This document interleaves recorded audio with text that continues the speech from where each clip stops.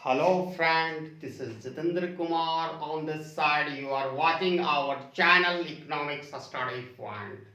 Today I will cover a theoretical questions Walrasian demand function. Several names is given to Walrasian demand curve. Curve what is? What is a Walrasian demand curve?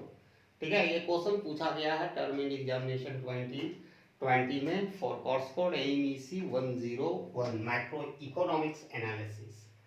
इसका बहुत सारा नाम है, जैसे मार्शलियन, ordinary demand function curve, बहुत सारा कर सकते हैं। तो स्टार्ट करते हैं वार्लसियन डिमांड कर्व। तो वार्लसियन डिमांड कर्व को समझने के लिए आपको वार्लसियन डिमांड फंक्शन समझना पड़ेगा। फंक्शन को जब हम कर्व में कन्वर्ट कर देते हैं तो वही बनता है वाल्रसियन डिमांड कर्व। जैसे डिमांड शेड्यूल को जब हम कर्व में रिप्रेजेंट कर देते हैं तो डिमांड कर्व बनता है। तो वाल्रसियन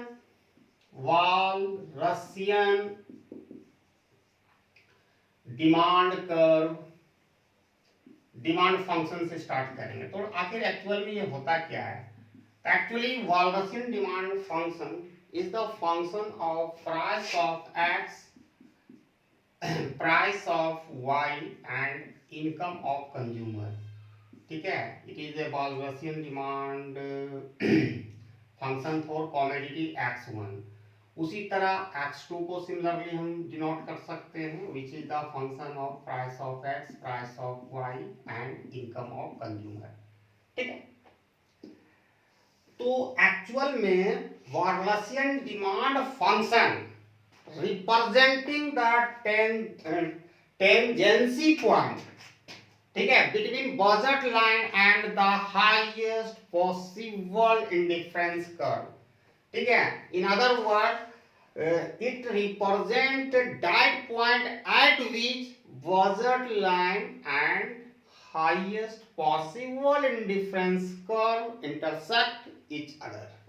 ठीक है, जैसा कि आपने इंडिफरेंस कर्व एनालिसिस में पढ़ा होगा, ये x1 x2 ओरिजिन, ठीक है, this is the budget line,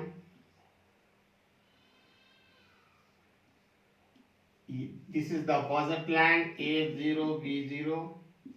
ठीक है, ये IC0 first indifferent curve, second, third, IC1 IC2 IC3। जो वाल्रसियन डिमांड फंक्शन इसी चीज को रिप्रेजेंट करता है। ठीक है, किस चीज को रिप्रेजेंट करता है? जिस पॉइंट पर जो इंडिफरेंस, जो हाईएस्ट पॉसिबल जो इंडिफरेंस कर्व होता है और बजट लाइन एक दूसरे को काटती है। ठीक है, और जो पॉइंट में काटता है सबसे हाईएस्ट वाला, ये नहीं ये पॉइंट होगा, तो उस पॉइंट को इक्विलिब्रियम पॉइंट कहते हैं। ठीक है, तो ये है। अब सपोज करो, ठीक है, ग्राफ समझ गए, E point is a denoting equilibrium point at which budget line and indifferent curve meet each other. एक ई जो इक्विलिब्रियम पॉइंट होगा कंज्यूमर का, उसमें बजट लाइन और इंडिफरेंस कर्व एक दूसरे से मिलते हैं। ठीक है, अब हो गया, अब आगे चलते हैं। अब सपोज करो कि price of commodity x2 is a held constant. ठीक है, ओरिजिन जो ये प्राइस है कॉमोडिटी का, उसको हम हेल्ड कांस्टेंट कर लेते हैं, माने उसको स्थिर रहता है।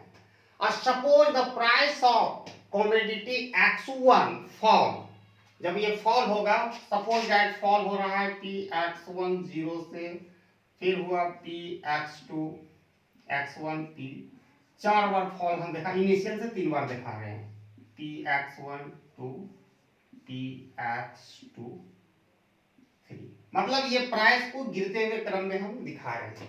ठीक है, यहाँ प्राइस था, फिर उससे कम हुआ, फिर उससे कम हुआ, ये दिखा रहे हैं। ठीक है, तो आप जानो as a result budget line also shift according to as there due to falling the price of commodity x, budget line भी शिफ्ट करेगा प्राइस के चेंज होने पर। तो जैसे इनिशियल हमारा जो बजट लाइन है ये था हमारा, ठीक है, जिसका A0 B0 से डिनोट कर रहे थे। It is the initial budget line. अब ये है एक्स का कमोडिटी के प्राइस में कोई चेंज ऑब्जर्व नहीं होगा। There is a no change in the price of commodity X2, only there is a change in price of commodity X1। तो जिसके कारण बजट कर्व भी शिफ्ट करेगा। B1 A0 B2 फिर A0 B3 हो गया। ठीक है, अब देखिए इनिशियल जो इक्विलिब्रियम था कंज्यूमर का ये IC1 पर था। ठीक है, जिसको हम M पॉइंट से डिनोट कर रहे हैं। दूसरा इक्विलिब्रियम पॉइंट था जब फिर प्राइस गिरा एक्स का, तो दूसरा इक्विलिब्रियम पॉइंट किस किस इंडिफरेंस कर्व पर बना, IC2 पर, जिसको हम नाम दे रहे हैं एन दे रहे हैं। फिर वंस अगेन प्राइस फिर फॉल हुआ, जिसे px ये हो गया px1 2 हुआ, तो फिर यहाँ आ गया ये IC3 पर कंज्यूमर इक्विलिब्रियम पर है। ये highest possible indifference curve and budget line meet each other, which point is denoting consumer equilibrium। फिर यहाँ आया तो IC4 IC ये जीरो से लो, इसको रुको एक मिनट, IC जीरो कर दिए, ये 1 हो जाएगा, ये 2 हो जाएगा, ये IC3 हो जाएगा। तो आप एक नीचे का पैनल में भी ग्राफ इसी तरह बना लो। ठीक है, ये इक्विलिब्रियम पॉइंट था इसका, यहां से मैं ड्रॉ किया, फिर इसका था उसको ड्रॉ किया, फिर इसको ड्रॉ किया, फिर इसका नाम MNOP दे दिए। ठीक है, इक्विलिब्रियम पॉइंट है, फिर ये किया। ठीक है, अब यहां देखो प्राइस भी चेंज हो रहा है। तो पहले px1 0 था इनिशियल, जिसका यहां था M बिंदु, तो उसको यहाँ कर देते हैं।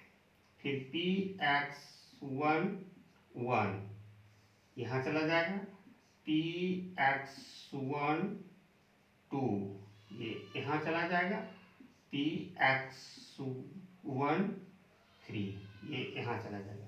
यहाँ समझने की बात है, प्राइस डाउन हो रहा है। ठीक है, उसी तरह यहाँ इनिशियल इक्विलिब्रियम पॉइंट भी बदल रहा है, ये MNOP। ठीक है, ये सारा पॉइंट को हम मिला देते हैं तो एक कर्व प्राप्त होता है। If we join the point MNOP we get a curve which is the called Walrasian demand function curve. ठीक है, वाल-रशियन डिमांड कर्व इसी को कहते हैं।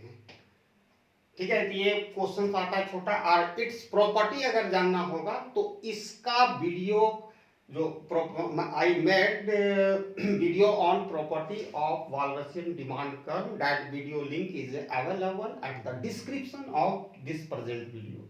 And thanks for watching my video till. जय हिंद।